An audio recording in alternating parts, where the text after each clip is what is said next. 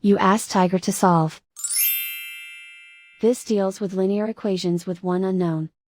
The final result is n equals 6. Let's solve it step by step. Simplify the expression. Expand the parentheses. Multiply the coefficients. Simplify the arithmetic.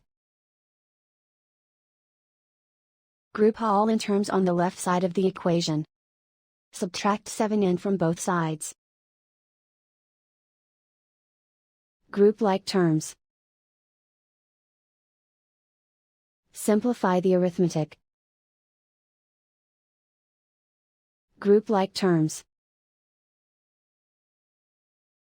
Simplify the arithmetic. Group all constants on the right side of the equation.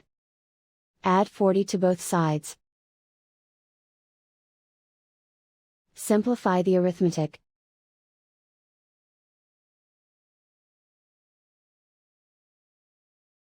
Isolate the n. Divide both sides by 13. Simplify the fraction. Find the greatest common factor of the numerator and denominator. Factor out and cancel the greatest common factor. And so the final result is n equals 6.